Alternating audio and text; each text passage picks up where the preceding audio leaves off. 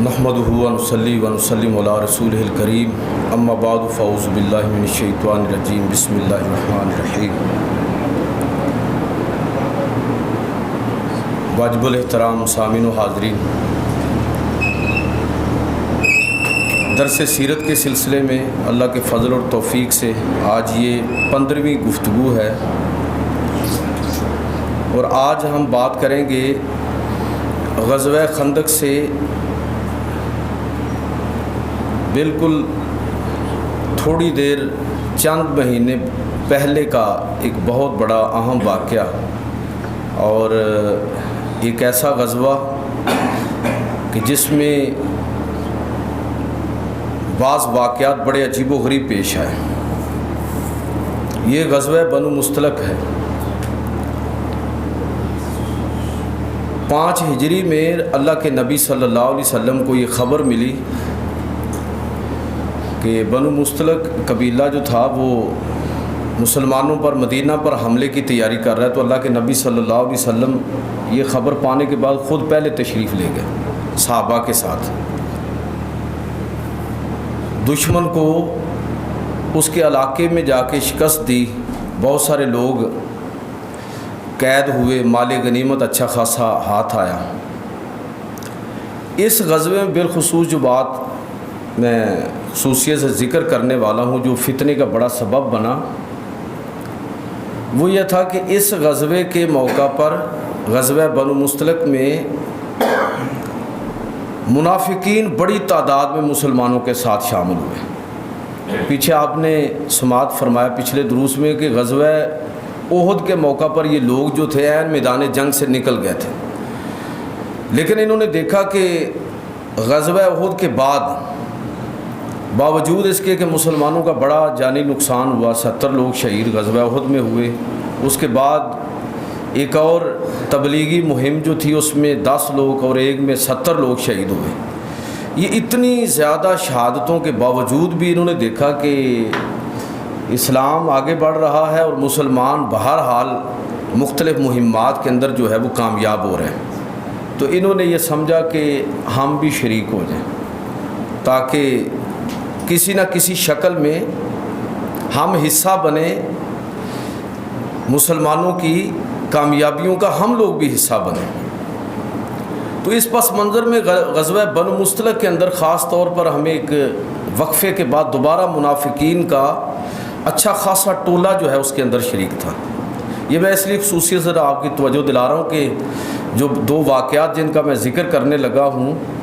उसमें बिलखुसूस फितना अंगेज़ी जिन लोगों ने की वो यही मुनाफिकीन थे। अब्दुल्ला बिन उबई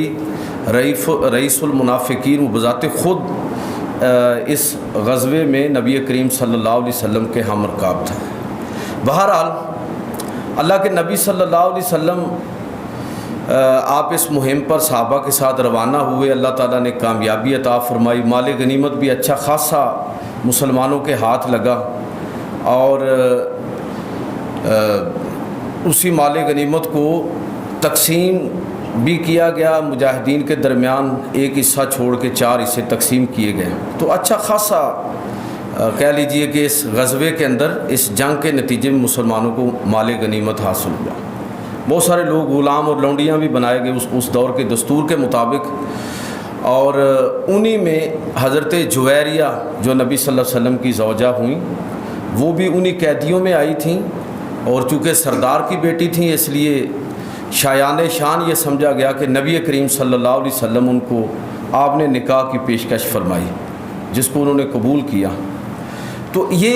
इस ग़ज़वे के अंदर जो 2 बड़े वाक़यात पेश आए, इसके अलावा उनमें एक तो ये हुआ कि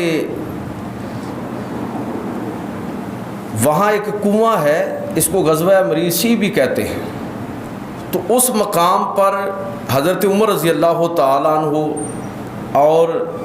उनका एक ग़ुलाम था, उसके और एक अंसारी सहाबी के दरमियान थोड़ी तनाज़ा हो गया। लड़ाई इतनी बड़ी कि आवाज़ें बुलंद हुई, दोनों तरफ के लोगों को अपनी अपनी हमायत के अंदर बुलाया गया। मुहाजिरीन को आवाज़ दी हज़रत उमर के ग़ुलाम ने और अंसारी सहाबी ने अंसार मदीना और औस और खजरज को आवाज़ दी। تو ایک کہہ لیجئے کہ جو وہ عرب جاہلیت کا جو طریقہ تھا اس کے مطابق بالکل وہی ماحول بن گیا. اور جب یہ جھگڑا آوازیں بلند ہوئیں تو اللہ کے نبی صلی اللہ علیہ وسلم تشریف لایا. آپ نے اس فتنے کی شدت کو دیکھا کہ لوگ تو مرنے مارنے پر تلے ہوئے ہیں. تو نبی صلی اللہ علیہ وسلم اس پر بڑا رنجیدہ خاطر ہوئے. بالخصوص اپنے لوگوں کے اندر عبداللہ بن ابی نے پوری ایک تقریر کر ڈالی اور اس نے یہ تک کہہ دیا کہ یہ ان لوگوں کی یعنی مہاجرین کی یہ اوقات ہے کہ ہمارے ہی ٹکڑوں پر پلنے کے بعد آج یہ لوگ ہمارے اوپر حملہ آور ہو رہے ہیں. تو اس نے اعلان کیا کہ ذرا ہم مدینہ پہنچ لیں تو جو ہم میں سے عزت والا ہوگا وہ معاذ اللہ جو ذلیل اور ارذل ہے اس کو وہاں سے نکال دیں گے. تو یہ بہت بڑی توہین تھی مسلمانوں کی، مہاجرین کی. ظاہر اس میں نبی صلی اللہ علیہ وسلم بھی تھے. تو ایک بڑی عجیب و غریب صورتحال بن گئی. اس وقت اللہ کے نبی صلی اللہ علیہ وسلم نے صحابہ کو فوری طور پر کوچ کرنے کا حکم دیا. چنانچہ نبی صلی اللہ علیہ وسلم نے سفر شروع کیا صحابہ کے ساتھ اور پھر پڑاؤ نہیں کیا. دن بھر چلتے رہے، رات بھر چلتے رہے، اگلے دن کا ابتدائی حصہ بھی چلتے رہے. تو صحابہ تھک کے چور ہو گئے. اور اس وقت آپ نے پڑاؤ کیا جب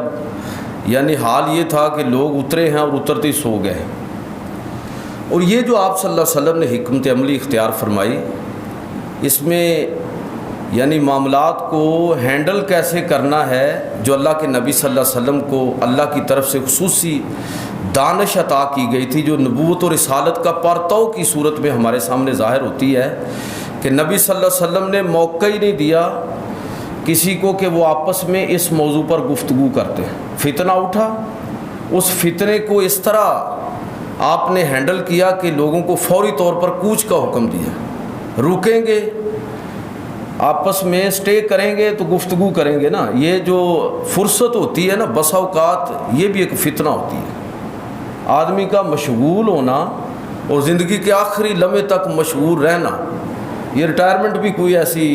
آدمی کوئی نہیں ریٹائر ہوتا اور ہونا بھی نہیں چاہیے. مومن جو ہے نا ہر لمحہ حرکت کے اندر ہوتا ہے. تو نبی صلی اللہ علیہ وسلم نے وہ جو فرصت کے لمحات ان کو میسر ہو سکتے تھے ان کو حذف کر کے ان کو سفر کے اندر ڈال دیا تاکہ یہ لوگ نہ بیٹھیں، نہ آپس میں گفتگو کریں اور نہ یہ فتنہ جو ہے وہ مزید پروان چڑھے. تو یہ ایک بڑی ایک زبردست حکمت عملی ہے کہ مصروف رہنا اور مصروف رکھنا جو ہے بسا اوقات یہ بھی کئی فتنوں کو دبانے کا ذریعہ بنتا ہے. اس لیے حضرت شاہ ولی اللہ رحمۃ اللہ تعالیٰ علیہ نے ایک بڑی خوبصورت بات لکھی ہے. انہوں نے لکھا ایک جگہ پر حجت اللہ البالغہ کے اندر کہ اسلامی ریاست کا جو خلیفہ ہے اس کو چاہیے کہ کوئی نہ کسی محاذ پر جنگ جاری رکھے. بھئی کیوں؟ اس کی حکمت انہوں نے یہ بیان کی ہے کہ اصل میں ہمیشہ سوسائٹی کے اندر کچھ ایسے لوگ ہوتے ہیں جذباتی جو مرنے مارنے پر تلے ہوتے ہیں. تو اگر آپ ان کو کوئی جہاد کا میدان فراہم نہیں کریں گے، ان کی توانائیاں کسی طرف صرف نہیں ہوں گی تو بہت ممکن ہے کہ وہ آپس میں لڑنا جھگڑنا شروع کر دیں. اس لیے کسی نہ کسی جگہ پر جو انرجی ہے اس کو کسی نہ کسی جگہ پر خرچ کرنے کا ان کے لیے موقع ہونا چاہیے. یہ ایک نفسیاتی قسم کا اصول ہے. تو نبی کریم صلی اللہ علیہ وسلم نے اس موقع پر یہ حکمت عملی اختیار فرمائی اور اس میں ظاہر ہے کہ یہ کوئی معمولی بات نہیں تھی، بہت بڑی بات تھی جو عبداللہ بن ابی نے کہی. تو اب جب صحابہ یہ مسلسل پے در پہ سفر کر کے مدینہ پہنچے تو لوگوں کو اب یہ توقع تھی اور یہ بات لوگوں کے اندر گردش کر رہی تھی کہ چونکہ اتنی بڑی اس نے اسٹیٹمنٹ دی ہے عبداللہ بن ابی نے اور ایسی گستاخی کی ہے، اس کی کوئی معافی ہو نہیں سکتی. اس نے جو بات کہی اگرچہ اس نے مکرنے کی بھی کوشش کی. حضرت زید بن ارقم ادھر تھے، انہوں نے پوری خبر اللہ کے رسول کو دی کہ اس طرح کی بات اس نے کی ہے. صحیح بات کو آگے پہنچانا بھی بسا اوقات ہر بات کو جو ہے نا چھپانا ضروری نہیں ہوتا. بعض باتیں ایسی ہوتی ہیں جو قومی مفاد سے متعلق ہوتی ہیں. تو ان کو متعلقہ لوگوں تک پہنچانا بھی ذمہ داری ہوتی ہے. یہ بات بھی بڑی اہم ہے اور اس کو بھی ہمیں سمجھنا چاہیے. ایک لوٹ مار ایک آدمی کر رہا ہے اور میں دیکھ رہا ہوں, معاملہ قومی مفاد کا ہے, تو کیا میں آنکھیں بند کر لوں گا کہ مجھے اس سے کیا تعلق کہ دفع کروں؟ یہ بھی ضروری ہے کہ اگر معاملات قومی نوعیت کے ہوں, ملی نوعیت کے ہوں, تو ان معاملات کو اپنے تک نہ رکھا جائے. حضرت زید بن ارقم نے وہ واقعہ حضور صلی اللہ علیہ وسلم سے پورا من و عن عرض کر دیا کہ اللہ کے رسول اس طرح کی بات اس نے کی ہے, اور اللہ تعالیٰ کی طرف سے آیات بھی نازل ہو گئیں, اور حضرت زید بن ارقم کی تصدیق اللہ رب العزت نے قرآن مجید کے اندر نازل فرما دی. اب یہ حالات یہ بنے تھے کہ لوگ یہ دیکھ رہے تھے کہ اب یہ ممکن نہیں ہے کہ نبی صلی اللہ علیہ وسلم اب واپس آ گئے ہیں تو اب کوئی نہ کوئی فیصلہ کن اقدام آپ ضرور فرمائیں گے,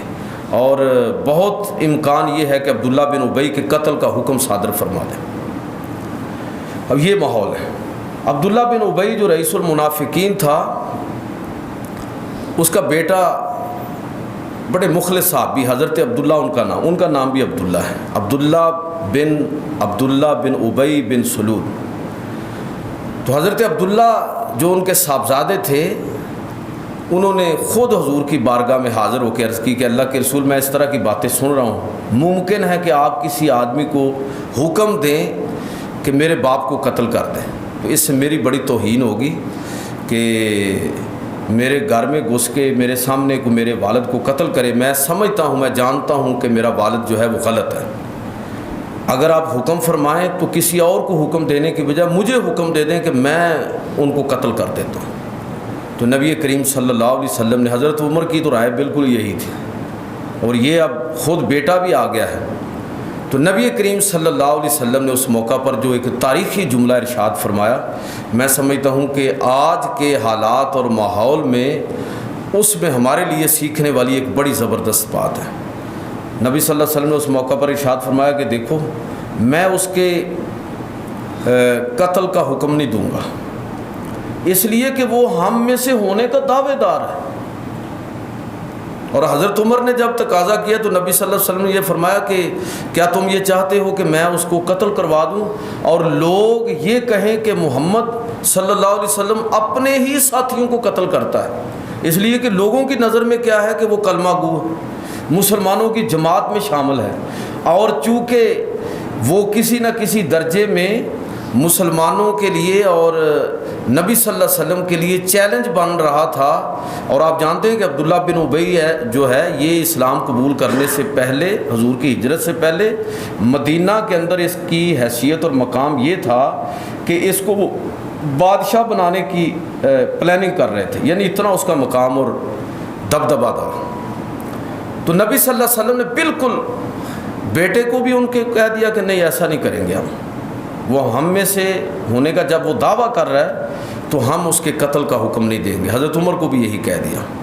یعنی میں یہاں سے جو استدلال آپ کی خدمت میں عرض کرنا چاہتا ہوں وہ یہ ہے کہ مجھے اور آپ کو تو کسی کے ایمان کا بالکل پتہ نہیں ہے. ہم نہیں جانتے کہ کون آدمی مومن ہے,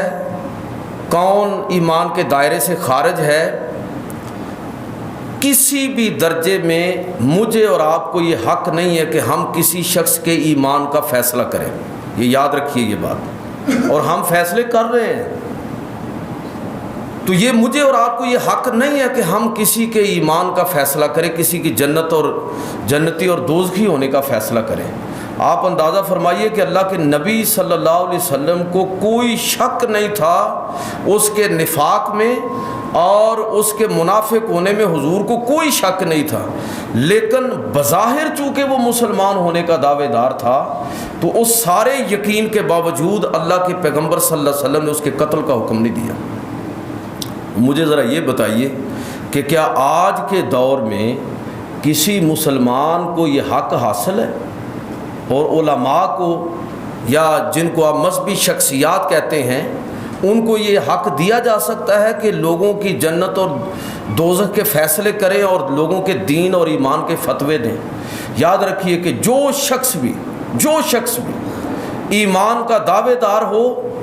کلمہ پڑھتا ہو، بنیادی عقائد اور نظریات کو تسلیم کرتا ہو، مجھے اور آپ کو اور کسی بھی مسلمان کو یہ حق نہیں ہے کہ وہ اس کے دین اور ایمان اور آخرت کے بارے میں فیصلے کرے، یہ اللہ پر چھوڑ دے۔ بہت سارے لوگ ہیں جو ہم ہی میں سے ہیں، ہمارے ساتھ ہی نمازیں پڑھتے ہیں، لیکن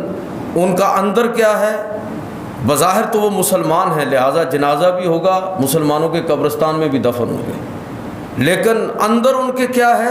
یہ فیصلہ قیامت کے دن ہوگا، ہمیں اس کا فیصلہ کرنے کی ضرورت نہیں ہے۔ میں آپ کو ایک مثال اس سے بھی عجیب تر دوں گا۔ سر سید کے بارے میں آپ احباب جانتے ہیں، ڈاکٹر زاہد احمد شیخ صاحب تشریف فرما ہے، اسلامی تاریخ پر، ہسٹری پر، تحریکات پر ان کی بذات خود گہری نظر ہے کہ سر سید کے بارے میں ہمارے علماء شدید تحفظات کا شکار ہیں، یعنی انہوں نے بعض ایسی عجیب و غریب باتیں کہی ہیں کہ یہ جن بنیادوں پر ہم نے مسجدیں الگ الگ بنائی ہوئی ہیں نا، کہ یہ دیوبندیوں کی، بریلویوں کی، شیعوں کی، فلاں فلاں کی مسجدیں الگ الگ ہیں، تو میں اگر وہ آپ کو پورا ان کے پورے عقائد اور نظریات بتاؤں تو آپ صرف مسجد کی یہ تو بہت چھوٹی چیز آپ کو نظر آئے گی، آپ کہیں گے کہ یہ تو بالکل اسلام سے کوئی تعلق ہی کوئی نہیں ہے۔ جس طرح آج ہم جس انداز میں سوچتے ہیں کہ چھوٹا سا کسی کا دوسرے سے اختلاف ہوا اور ہم اس کو اختلاف کا حق دینے کے لیے تیار نہیں۔ یاد رکھیے کہ جب کسی معاشرے کے اندر برداشت ختم ہو جاتی ہے تو مکالمہ ختم ہو جاتا ہے۔ جب مکالمہ ختم ہو جاتا ہے تو سمجھ لیجئے کہ سوسائٹی کی گروتھ جو ہے اور ان کی جو مینٹل اپروچ ہے وہ شدید طور پر متاثر ہوتی ہے۔ تو یہ جو برداشت ہے، یہ جو مکالمہ ہے، یہ بہت اہم اور ضروری ہے۔ بہرحال میں عرض یہ کر رہا ہوں کہ سر سید کے بارے میں، تو سر سید کے بارے میں علماء نے ایک دور کے اندر باقاعدہ فتوے دینا شروع کیے، اور ایک اجتماعی فتوے کی صورت میں پورے ہندوستان سے لوگوں کی آراء، علماء کی آراء جمع کرنا شروع کی۔ وہ فتویٰ چلتے چلتے دیوبند پہنچا۔ Maulana Qasim Nanautvi Deobandi school of thought کے کہہ لیجئے کہ بانی مبانی ہیں، تو ان کے پاس جب فتویٰ گیا تو انہوں نے کہا کہ میں اس پر کوئی فتویٰ دینے سے پہلے پوچھ تو لوں، ہم تو خیر پوچھتے بھی نہیں ہیں کسی سے، کسی کا موقف سننا بھی نہیں چاہتے، صرف فتویٰ دے کے دوسرے کی زبان بند کر دیتے۔ تو انہوں نے خط لکھا سر سید کو، 3 سوال کیے، اللہ، آخرت اور رسول اللہ صلی اللہ علیہ وسلم کے بارے میں 3 سوال، کہ آپ اللہ کے بارے میں کیا عقیدہ رکھتے ہیں، آخرت کے بارے میں آپ کا عقیدہ کیا ہے، اور محمد رسول اللہ صلی اللہ علیہ وسلم کے بارے میں آپ کا عقیدہ کیا ہے، یہ ذرا واضح کریں۔ خط کا جواب جو سر سید کی طرف سے ہے، میں نے خود وہ فتویٰ اور وہ خط پڑھا ہے، تو جتنا مختصر وہ سوال تھے اتنے مختصر جواب۔ سر سید نے جواب میں یہ لکھا کہ اللہ کے بارے میں اللہ کو وحدہ لا شریک مانتا ہوں، آخرت کے بارے میں میرا نقطہ نظر یہ ہے کہ مرنے کے بعد اٹھیں گے اور اپنے تمام اعمال کا حساب کتاب دیں گے، اور رسول اللہ صلی اللہ علیہ وسلم کے بارے میں اس نے یہ شیخ سعدی کا وہ جملہ لکھا سر سید نے کہ بعد از خدائے بزرگ توئی قصہ مختصر۔ تو اب جب یہ جواب سر سید کی طرف سے آیا تو مولانا قاسم نانوتوی نے اس پر بڑا زبردست تبصرہ کیا، انہوں نے فتوے پر سائن کرنے سے انکار کر دیا۔ انہوں نے کہا کہ تم مجھ سے ایسے آدمی کے کفر پر فتویٰ طلب کر رہے ہو جو پکا مومن ہے، حالانکہ سر سید کے، میں بار بار کہہ رہا ہوں کہ سر سید کے بعض نظریات اور نقطہ ہے نظر ایسے ہیں کہ جس سے اتفاق نہیں کیا جا سکتا، لیکن جو سمجھدار، دانا اور گہری نظر رکھنے والے علماء ہیں وہ ان ساری تعویلات کو ایک طرف رکھتے ہوئے صرف یہ دیکھ کر کسی آدمی کے کفر پر فتویٰ دینے کے لیے راضی نہیں ہوں گے کہ جب بنیادی عقائد کے اندر کوئی مسئلہ نہیں ہے تو پھر ہم اس کو کافر کیسے کہہ دیں اور اس کو کیسے دائرہ اسلام سے خارج کر دیں۔ میں کہنا یہ چاہتا ہوں کہ اب دیکھیے کہ عبداللہ بن ابی نے جو کچھ کیا اس کے مقابلے میں سب کچھ اس کے لیے ہو سکتا تھا، اور اللہ کے نبی صلی اللہ علیہ وسلم براہ راست موجود ہیں، لیکن سب کچھ یقین ہونے کے باوجود کہ یہ شخص منافق ہے اور رئیس المنافقین ہے اور یہ فتنے کی جڑ ہے، اس کے باوجود کہ اس نے گستاخی کی ہے، سب کچھ کیا ہے، اللہ کے پیغمبر صلی اللہ علیہ وسلم فرماتے ہیں اس وجہ سے اس کے قتل کا حکم نہیں دیتے کہ یہ شخص بہرحال مسلمان ہونے کا دعوے دار ہے اور مسلمانوں میں سے اپنے آپ کو شمار کرتا ہے، لہٰذا آپ نے اس کے قتل کا حکم نہیں دیا۔ اچھا، بلکہ یہاں تک نہیں ہے، پوری اگر آپ وہ اس کے حالات پڑھیں تو اس کی وفات پر ان کے بیٹے حضرت عبداللہ وہ خود حضور کی بارگاہ میں حاضر ہوئے، عرض کی اللہ کے رسول میں جانتا ہوں میرا باپ گناہ گار ہے، آپ اس کا جنازہ پڑھا دیں۔ تو ان کی دلداری کے لیے آپ صلی اللہ علیہ وسلم اس کا جنازہ پڑھا دیا۔ حضرت عمر حضور کے آگے کھڑے ہو گئے، اللہ کے رسول اس نے یہ کیا، یہ کیا اور یہ کیا، سارے اس کے جو بھی کرتوت تھے وہ گنوائے، پھر آپ اس کا جنازہ پڑھائیں گے؟ فرمایا کہ ہاں عمر، جب تک اللہ تعالیٰ مجھے منع نہ کر دے۔ ویسے اس جنازے کے بعد اللہ تعالیٰ نے منع کر دیا حضور صلی اللہ علیہ وسلم کہ لیکن آپ نے جنازہ پڑھایا، عبداللہ بن ابی کا جنازہ پڑھایا،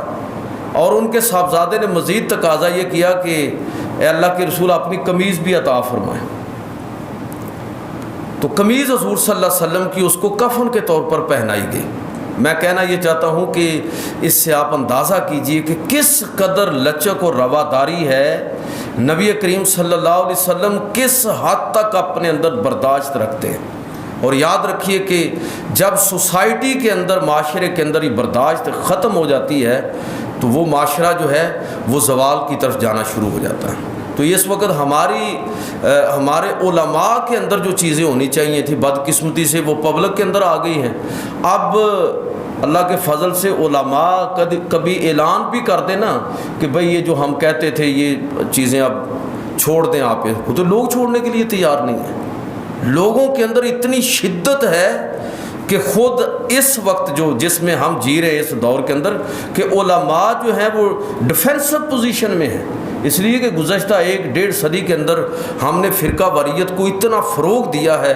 علماء کی سطح پر بھی اور عوام کی سطح پر بھی کہ آپ اس سے نکلنے کے لیے اچھی خاصی محنت کی ضرورت ہے۔ بہرحال یہ ایک بڑا اہم واقعہ جو اس موقع پر پیش آیا،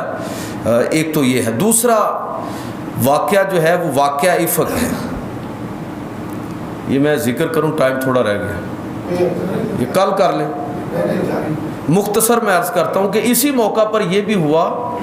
کہ نبی صلی اللہ علیہ وسلم واپس تشریف لا رہے تھے تو رستے میں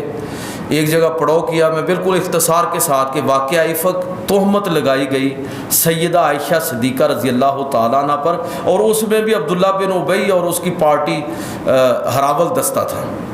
کہ قافلہ رکا ہے اور حضرت عائشہ صدیقہ رضی اللہ تعالیٰ عنہ اس غزوہ میں حضور کے ساتھ تھیں۔ آپ صلی اللہ علیہ وسلم ازواج کو، کسی نہ کسی زوجہ کو، بس اوقات ایک سے زیادہ ازواج کو بھی اپنے ساتھ لے جاتے تھے۔ اگر کوئی جنگ ایسی ہوتی کہ جس میں خطرات کم ہوتے تو حضرت عائشہ ساتھ تھی۔ رکے خود حضرت عائشہ رضی اللہ تعالیٰ، صحیح بخاری کے اندر پورا واقعہ ہے کہ حضرت عائشہ فرماتی ہیں کہ جب ہم رکے تو میں قافلہ تیاری کر رہا تھا روانہ ہونے کی، تو میں اس وقت رفع حاجت کے لیے تھوڑا دور چلی گئی قافلے سے، اور جب میں واپس آ رہی تھی تو قریب پہنچی تو مجھے لگا کہ میرا ہار جو ہے وہ کہیں گر گیا ہے۔ میں اس کی تلاش میں واپس گئی، ہار تو مل گیا لیکن اتنی دیر میں قافلہ روانہ ہو گیا، اور لوگوں کو اندازہ ہی نہیں ہوا کہ میں اپنے ہودج کے اندر، جو اس دور میں کہہ لیجیے کہ ڈولی نما ہوتا تھا، اس وقت حضرت عائشہ کی عمر بھی کوئی زیادہ نہیں تھی، اور فرماتی ہے کہ میرا جسم بھی اتنا فربا نہیں تھا، تو لوگوں نے وہ ڈولی پکڑی اور اوپر رکھ دی، روانہ ہو گئے۔ حضور کی عادت یہ تھی کہ کسی آدمی کو چھوڑ دیتے کہ جب سارا قافلہ روانہ ہو جائے تو بعد میں وہ ایک دفعہ نظر ڈال لے کوئی چیز رہ تو نہیں گئی۔ تو کہتے ہیں کہ حضرت صفوان بن معطل رضی اللہ تعالیٰ عنہ یہ پیچھے چیک کر رہے تھے پورے پڑاؤ کو کہ کوئی چیز رہ تو نہیں گئی،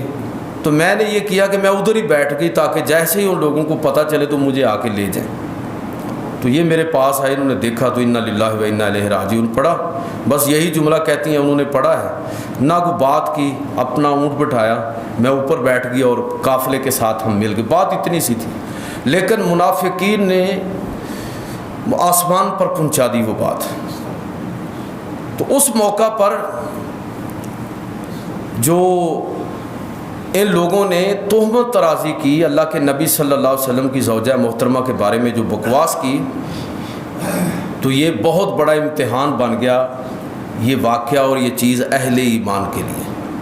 حضرت عائشہ صدیقہ رضی اللہ تعالیٰ عنہ فرماتی ہیں کہ مجھے تو کوئی پتہ نہ چلا، بیمار ہو گئی، مہینہ بھر میں ویسے ہی گھر کے اندر رہی تو مجھے ان چیزوں کا پتہ ہی نہیں تھا۔ اچانک 1 ماہ کے بعد مجھے پتہ چلا، حضرت مصطح بن اساسہ رضی اللہ تعالی عنہ کی جو والدہ محترمہ تھی، ان کے ذریعے مجھے پتہ چلا کہ میرے بارے میں تو یہ باتیں ہو رہی ہیں۔ کہتی میں پہلے ہی بیمار تھی، جب یہ بات سنی تو میرا تو کوئی رو کے کوئی حال نہیں رہا۔ تو لگ بھگ ایک مہینے کے بعد نبی کریم صلی اللہ علیہ وسلم نے بھی حضرت عائشہ سے اس موضوع پر بات کی۔ حضور خاموش رہے، اس لیے کہ یہ نہیں ہے کہ نبی صلی اللہ علیہ وسلم کو اپنے گھر والوں کی عزت اور حرمت پر اعتماد نہیں تھا، وہ پورا یقین تھا کہ نبی کی عصمت جو ہے اللہ رب العزت اس کو کس طرح محفوظ رکھتا ہے۔ اور میں نے پیچھے اس موضوع پر گفتگو بھی کی تھی کہ نبی کریم صلی اللہ علیہ وسلم کے معاملے میں تو اللہ رب العزت نے یہاں تک کہ صرف نبی کی عصمت کا لحاظ نہیں فرمایا، بلکہ جس چیز کی نسبت حضور کی ذات کے ساتھ ہو گئی اللہ رب العزت نے اس کو بھی ایک خاص طرح کا تقدس عطا فرما دیا۔ یہ خاص نبی کریم صلی اللہ علیہ وسلم کی شان اور عظمت ہے۔ تو جب سیدہ عائشہ فرماتی ہیں کہ جب نبی صلی اللہ علیہ وسلم نے میرے ساتھ یہ بات کی تو میں زار و قطار رونے لگی، میرے والد اور والدہ بھی ادھر ہی تھے۔ تو میں نے کہا کہ نبی صلی اللہ علیہ وسلم اب نبوی حیثیت میں بات نہیں کر رہے، اس اعتبار سے تو آپ کو اپنی زوجہ پر پورا اعتماد ہے، کوئی شک نہیں ہے، لیکن اب بات کر رہے ہیں کہ مدینہ کی ریاست کے سربراہ کی حیثیت سے، اور کہہ لیجئے کہ اسلامی عدالت کے چیف جسٹس کی حیثیت سے، کہ پوری تحقیق جو بھی لوازمات ہیں ان کو پورا کرنا۔ تو آپ نے فرمایا کہ عائشہ اگر غلطی تم سے ہو گئی ہو تو اللہ سے مغفرت کرو، اللہ سے معافی مانگو۔ عرض کی اللہ کے رسول، میں اگر اعتراف کروں تو ایک جھوٹی بات کا اعتراف ہوگا، اور اگر میں اس کی تردید کروں تو جس طرح کی افواہیں پھیلی ہوئی ہیں لوگ میری بات کو مانیں گے نہیں۔ تو فرماتی ہیں کہ میں رونے لگی اور میں نے کہا کہ میں اللہ سے استغاثہ کرتی ہوں اور اللہ سے ہی مدد مانگتی ہوں۔ تو اس موقع پھر اللہ رب العزت نے سیدہ عائشہ رضی اللہ تعالی عنہ کی برات میں 16 آیتیں سورہ نور کی نازل فرمائیں، جن میں سے 10 آیات براہ راست سیدہ عائشہ، اسی کے بعد آپ صدیقہ بھی ہوں، تو سیدہ عائشہ صدیقہ رضی اللہ تعالی عنہ کی برات میں نازل فرمائیں۔ اس موقع پر صرف 1-2 باتیں میں عرض کر کے بات کو ختم کروں گا۔ ایک تو اس موقع پر جو عام مسلمان تھے ان کو تو کوئی شک نہیں تھا، نبی صلی اللہ علیہ وسلم نے صحابہ کرام سے پوچھا بھی، تصدیق کی اور گواہیاں طلب کی، اس لیے نہیں کہ پھر میں کہتا ہوں، اس لیے نہیں کہ شک تھا، وہ تو آپ کو یقین تھا کہ ایسا ہی، لیکن ظاہر ہے کہ یقین کے باوجود اگر آپ اس کو ویسے ہی اعلان کر دیتے کہ لوگ جھوٹ بول رہے ہیں اور جھوٹ کہہ رہے ہیں، تو لوگ منافقین کہہ سکتے تھے کہ جی اپنے گھر کی بات آئی ہے تو بات دبا لی گئی ہے۔ تو نبی کریم صلی اللہ علیہ وسلم نے باقاعدہ سیدہ عائشہ کی جو خادمہ تھی حضرت بریرہ، ان سے گواہی لی کہ تم ان کے بارے میں کیا کہتی ہو۔ انہوں نے کہا کہ اللہ کے رسول، میں تو صرف اتنا جانتی ہوں کہ جو عیب مجھے ان کے اندر یاد ہے کہ ابھی ان کی اتنی عمر نہیں ہے، تو کئی دفعہ بچوں والا معاملہ ان سے ہو جاتا ہے کہ آٹا گوندتی ہیں اور سو جاتی ہیں اور آٹا جو ہے وہ بکری کھا جاتی ہے۔ نبی صلی اللہ علیہ وسلم نے صحابہ سے گواہی لی، حضرت ابو ایوب انصاری اور ان کی زوجہ ام ایوب، ان کی جو آپس کی گفتگو ہے وہ بھی ہماری سیرت کی کتابوں کے اندر آتی ہے کہ جب یہ بات پھیلی تو حضرت یعقوب، حضرت ام ایوب ان کی زوجہ، ان کے درمیان جو گفتگو ہوئی وہ یہ تھی کہ یہ لوگ کس قدر غلط بیانی کرتے ہیں۔ اے ابو ایوب آپ ذرا فرض کیجئے کہ اگر صحابی رسول حضرت صفوان بن معطل کی جگہ آپ ہوتے تو کیا حضور کے حرم کے ساتھ آپ اس طرح کی جسارت کرتے؟ وہ کہتے ہیں کہ بالکل نہیں، میں تو اس کا تصور بھی نہیں کر سکتا۔ تو کہتی ہیں کہ میں نے آگے سے کہا ام ایوب وہ کہنے لگی کہ اب خود سوچیے کہ اگر عائشہ کی جگہ میں ہوتی تو میں اللہ کے رسول سے کبھی خیانت کرتی؟ ایسا بالکل نہیں ہو سکتا، لہٰذا یہ بالکل جھوٹ ہے، یہ بکواس ہے جو منافقین کر رہے ہیں۔ بھی بات کی حضرت عمر فاروق رضی اللہ تعالیٰ عنہ سے ایک موقع پر پوچھا کہ آپ کی کیا رائے ہے؟ عرض کی اللہ کے رسول میں بلا منافقین کی اس بات کو کیسے مان لوں کہ میں تو اپنی آنکھوں اور اپنے کانوں کی حفاظت کرنے والا آدمی ہوں، میں کیسے بات مان لوں جبکہ میں اس حقیقت سے پوری طرح آگاہ ہوں کہ آپ وہ ہیں کہ جن کو اللہ رب العزت نے یہ خاص عزت اور مقام عطا فرمایا ہے کہ مکھی تک آپ کے جسم پر نہیں بیٹھتی، اس لیے کہ مکھی گندی چیز پر بیٹھتی ہے۔ جس اللہ نے آپ کو اس معمولی سی بظاہر بات سے بھی محفوظ رکھا ہے، وہ بھلا آپ کے نکاح میں ایسی عورت کیسے ہو سکتی ہے؟ ایک دوسرے موقع پر نبی صلی اللہ علیہ وسلم حضرت عثمان سے یہی سوال کیا تو کہنے لگے اللہ کے رسول یہ تاریخ الخمیس کے اندر یہ واقعہ جو میں سنا رہا ہوں، یہ پوری جو گفتگو ہے اور یہ اہل تشیع کی کتاب ہے تاریخ الخمیس۔ تو حضرت عثمان سے پوچھا، انہوں نے کہا اللہ کے رسول اللہ تعالیٰ نے آپ کا سایہ نہیں بنایا کہ وہ ہر غلط صحیح جگہ پر پڑے گا اور کسی کا اس پر پاؤں آ جائے گا، تو اللہ تعالیٰ نے آپ کو اتنا لطیف جسم عطا فرمایا ہے کہ یہ بھی بے ادبی نہ ہو، تو کیسے ممکن ہے کہ آپ کے نکاح میں کوئی ایسی عورت ہو؟ حضرت علی سے ایک دوسرے موقع پر حضور صلی اللہ علیہ وسلم نے پوچھا تو انہوں نے کہا کہ میں تو بس اتنا جانتا ہوں اللہ کے رسول ایک غزوے سے ہم واپس آ رہے تھے،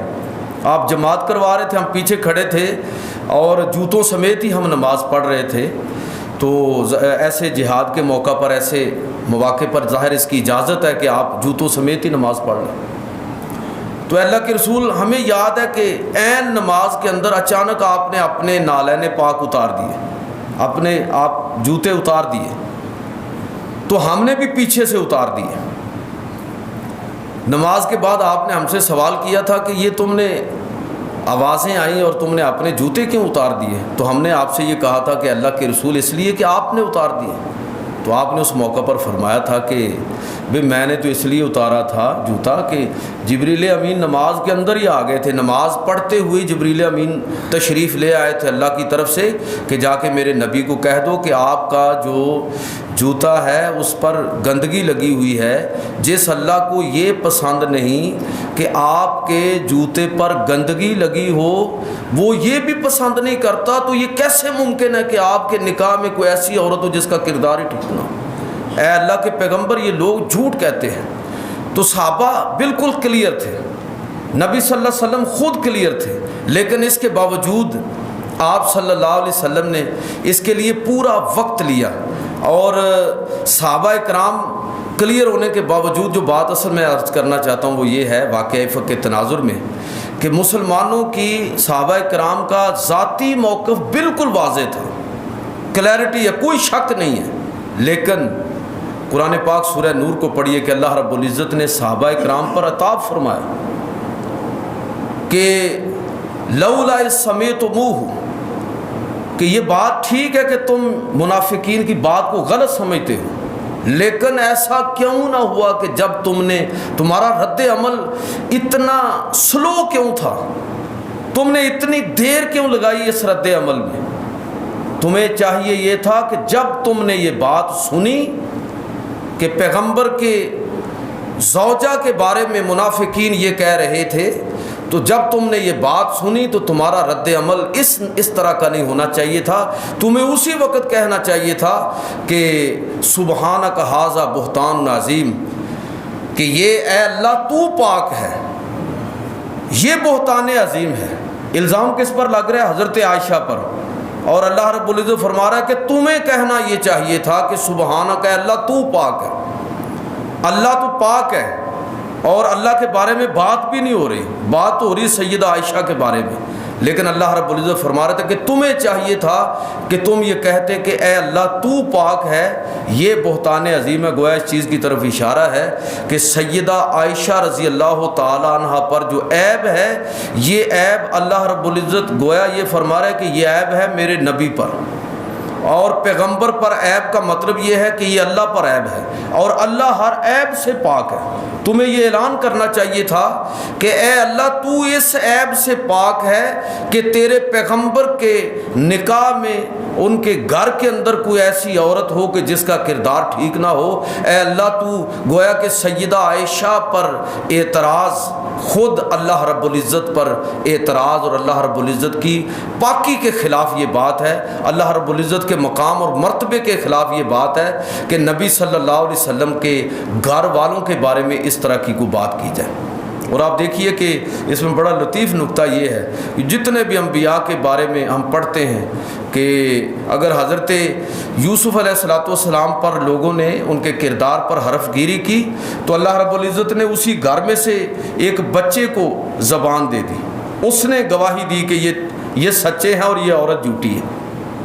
اور حضرت عیسیٰ علیہ السلام پر بہتان ترازی کی تو خود حضرت عیسیٰ علیہ السلام کو اللہ تعالیٰ نے زبان دی کہ انہوں نے اعلان کیا کہ انی عبداللہ, میں اللہ کا بندہ ہوں, واجعلنی نبی, اور مجھے اللہ نے نبی بنایا ہے, اور وآتانی الکتاب, اور اللہ رب العزت نے مجھے کتاب عطا فرمائی. تو خود اپنی والدہ کی پاک دامنی کی گواہی خود حضرت عیسیٰ دے رہے ہیں. حضرت یوسف علیہ السلام کی پاک دامنی کی گواہی ایک بچہ یا ایک فرد دے رہا ہے. یہی معاملہ ہوا, لیکن جہاں بات رسول اللہ صلی اللہ علیہ وسلم کی آئی تو اللہ رب العزت نے کسی فرد کو کھڑا نہیں کیا, بلکہ خود قرآن مجید کے اندر اعلان فرمایا کہ میرے نبی تو بڑی دور کی بات ہے, میرے نبی کے گھر والوں کی عظمت اور ان کی جو صداقت ہے اس کا گواہ میں خود ہوں. اس سے آپ فرق سمجھ سکتے ہیں کہ رسول خدا صلی اللہ علیہ وسلم کا مقام اور مرتبہ کتنا ہے. میں اسی پر اکتفا کروں گا کہ اس میں بھی ہمارے لیے بہت ساری چیزیں سمجھنے والی ہیں. بس یہ ایک بات سمجھ لیں کہ صحابہ سچے تھے, موقف صحیح رکھتے تھے, لیکن اس موقف کے رسول کی حرمت پر جب حرف گیری منافقین نے کی تو رد عمل میں جو تاخیر ہے اللہ نے اس کو برداشت نہیں کیا. بات کو سمجھ رہے ہیں؟ تو آج کس طرح ممکن ہے, آج کس طرح ممکن ہے یہ بات یورپ اور مغرب کو بتانے کی ہمیں ضرورت ہے کہ یہ اصل میں ہمارے ایمان کا تقاضا ہے. اگر رسول اللہ صلی اللہ علیہ وسلم کی عزت اور حرمت کے حوالے سے ہم رد عمل میں تاخیر کریں تو ممکن ہے کہ ہم ایمان سے ہی محروم ہو جائیں. اسی لیے اقبال نے کہا تھا نا کہ ہو نہ یہ پھول تو بلبل کا ترنم بھی نہ ہو, چمنے دہر میں کلیوں کا تبسم بھی نہ ہو نہ یہ ساقی تو پھر میں بھی نہ ہو, خم بھی نہ ہو, بزم توحید بھی دنیا میں نہ ہو, تم بھی نہ ہو, خیمہ افلاک کا استادہ اسی نام سے ہے, اور نبض ہستی تپش آمادہ اسی نام سے ہے. اللہم صلی اللہ سیدنا مولانا محمد علیہ صاحب بارک وسلم. ربنا آتنا فی الدنیا حسنہ وفی الآخرۃ حسنہ وقنا عذاب النار وادخلنا الجنۃ مع الابرار یا عزیز و یا غفار یا رب العالمین. اے اللہ دین کا فہم عطا فرما, عمل کی توفیق عطا فرما, اتحاد اور اتفاق کی نعمت سے مالا مال فرما. اے رب کریم ہمارے گھروں کے اندر, کاروبار کے اندر, زندگی کے اندر برکت فرما. یا رب کریم تیری بارگاہ میں دعا کرتے ہیں, بہت سارے احباب جو اس دنیا سے رخصت ہو گئے, اے اللہ ان کے لیے, اپنے عزیز و اقارب کے لیے تیری بارگاہ میں دعا کرتے ہیں. اس مسجد کے بانی حاجی ملک محمد ایوب صاحب ان کے لیے دعا کرتے ہیں. اے اللہ سب کے درجات کو بلند فرما. اے اللہ اپنا فضل و کرم ہمارے گھروں میں فرما. فصلی اللہ تعالی علی رسولہ خیر خلقہ محمد و آلہ و صحبہ اجمعین.